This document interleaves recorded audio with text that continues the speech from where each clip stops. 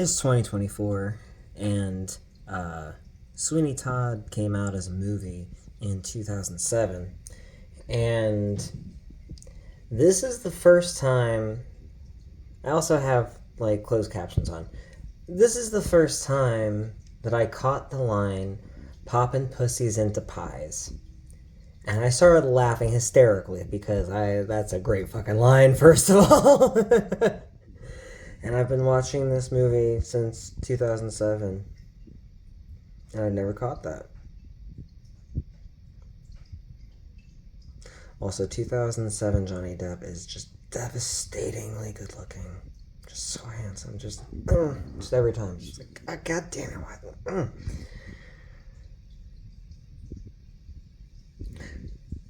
Also, oh man, I forgot to look up the name of it.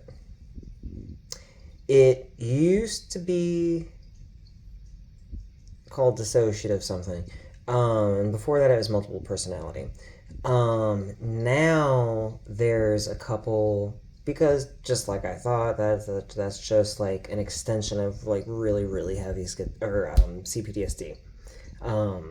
I loosely wonder if at least some cases of schizophrenia is also just extraordinarily bad cptsd.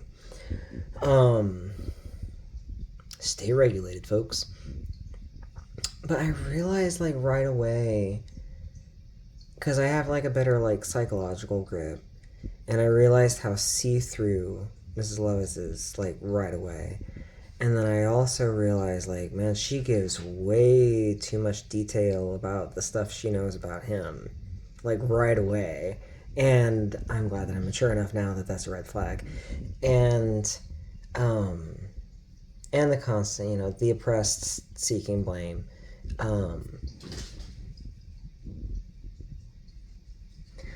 But the way he never let go the need that it has to be this way when he comes home finally. And I'm sure that got him through a lot of like his prison time and everything. Hoping that he had his wife and child waiting for him. Even though I'm thinking like, bro, over 15 years and you never heard anything, I mean, that's not a good sign. And you would hope 15 years, albeit suffering is very distracting and trauma makes you just, dig deeper and deeper holes in yourself. But, there nowhere in this plot is, but either way I'm going to be okay. Like, we're not psychologically there, right? So it has to be this way that he's wanted it and believed it needs to be. And it's not. But just like, it struck me when he said, no, not Benjamin Barker. And the way he talked about it, because he said, that man is dead. And it's like, yeah, like I think of the shamanic soul death concept ties in with CPTSD a whole lot too. And just any kind of dissociative problems due to trauma. But he said, that man is dead. But then he introduces himself now. But then he still talks about his new self in third person. And I'm just like, it's like, because he says, and he will have his revenge. And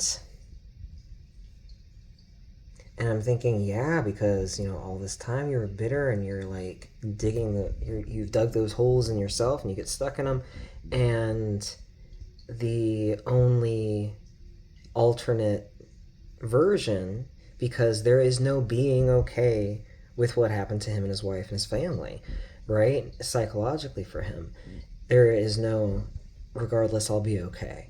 And so the only like alternative answer to an alternative reality of coming home and his wife and kid isn't there after 15 years is that then I'll have to become the person who avenges his wife, and that kind of character building that takes place. I found out recently, because it's not frequent, but I'm coming across more situations on like social forums and stuff online, where people are open about having what used to be called multiple personality.